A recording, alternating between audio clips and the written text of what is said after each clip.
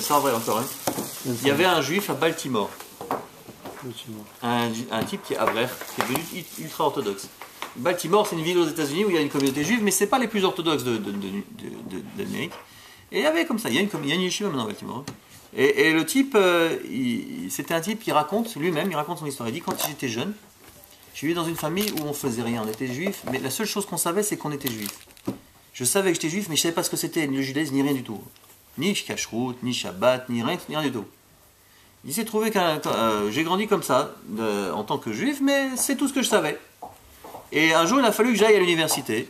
Et il y avait une université à côté de chez moi, qui était une université très renommée, très connue, mais une université chrétienne. Et il fallait rentrer sur dossier.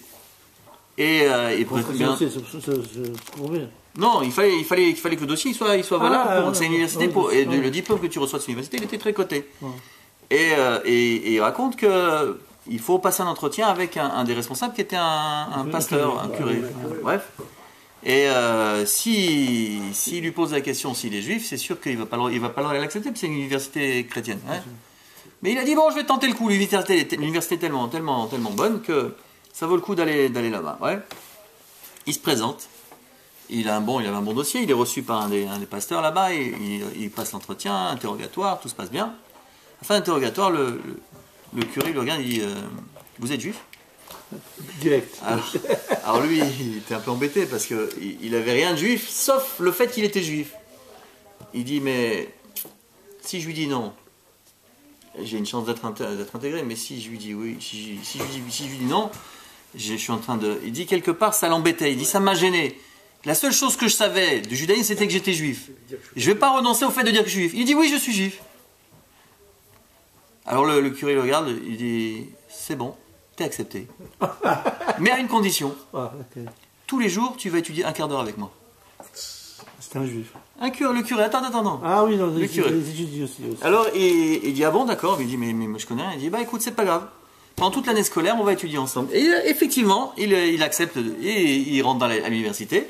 Et tous les jours, il a rendez-vous avec ce curé-là. Pendant un quart d'heure, il étudie. Au début, il a commencé à étudier. Il dit Aleph Bet, tu sais faire Aleph Bet? Oui, d'accord, oui. Il dit non, je sais pas. Il dit on va prendre Aleph Bet. Au bout d'un temps, il a appris l'alphabet. Après, il dit tu sais faire Chumash? Non, on va faire Chumash. Tac, il apprend Chumash. Ah, le curé. Oh, le curé, il apprend la Attendez. C'est pas ça. C'est que ça continue. Il apprend la Mishnah. Et puis au bout de plusieurs mois, il dit écoute, maintenant il faut que tu apprennes la Gemara, mais je sais pas faire. Alors il y a un rabbin en ville qui va. Je sais pas faire. Le curé. Il dit la Gemara, je sais pas faire. Il dit la Chumash, la Mishnah, je sais faire, mais la Gemara, je sais pas faire. Tu vas aller voir le rabbin de la ville et tu vas étudier avec lui. Et après tu. Et effectivement, il apprend la Gemara. Et à la fin de l'année, effectivement, il réussit, il passe l'examen, il reçoit son diplôme.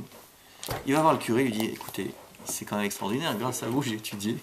Mais d'où vous connaissez tout ça et pourquoi vous avez fait ça? Il dit écoute, je vais te raconter une histoire. Sache une chose, c'est que cette université-là, elle ne reçoit pas les juifs. Mais il y a quelques années de ça, un an ou deux de ça, j'ai pris une année sabbatique et j'ai voulu me ressourcer, je suis parti en Israël. Et je suis parti en Israël et je suis allé au Kotel. J'ai vu ces juifs-là, j'ai vu tellement la ferveur qu'ils mettaient dans le Kotel, et après j'ai vu un juif, c'était vendredi soir. J'arrive là-bas, il m'embrasse, et Shabbat Shalom. C'est un juif? Non, attends, c'est un goy, Non, l'autre c'est un juif. L'autre c'est un juif. Et il dit, où tu es Shabbat? Il dit, Shabbat, je sais pas. Il dit, viens manger chez moi. Et ce type qui l'invite, c'est un grand rav qui s'appelle Rav Noach Weinberg. C'est celui qui a écrit Or Samer, qui a créé Or Samer. C'est un Scheinberger. Non, Weinberg. Ouais. Celui-là, il paraît, c'est moi, Rav Asher, il m'a raconté, il m'a dit, celui-là, c'est celui qui a créé la tchouva en Israël. Et il a accueilli comme ça, Minachama est tombé sur ce bonhomme. Et il a accueilli, il dit où tu vas demain midi? Il dit je sais pas, il dit viens manger chez moi. Et comme ça ils ont commencé à lier d'amitié, il a commencé à étudier avec lui, il a enseigné pendant un an d'année sabbatique, il est resté avec ce Rav Weinberg. Et au moment de partir, l'autre il dit qu'est-ce que tu fais? Et un jour comme ça il dit au fait raconte-moi, qu'est-ce que tu fais en États-Unis? Ben moi je suis curé. Curé? Le Rav il a commencé à dire tu m'as fait étudier avec toi alors que t'es goy? Il dit oui alors quoi? Il dit écoute, pour qu'on puisse faire un tikkun de ce que tu as fait, il faut que tu trouves un juif quand tu vas rentrer aux États-Unis et tu vas apprendre la Torah pour réparer ce que tu m'as fait. Et le curé il dit à ce juif, tu sais, c'est uniquement pour ça que je t'ai intégré dans l'université, pour que tu apprennes la Torah et que tu puisses étudier. Et ce mec-là qui connaissait du judaïsme, que le fait qu'il était juif, il a fait tchouva, il est devenu un vrai. Hachem il a été. Incroyable. Grâce à un curé. Grâce à...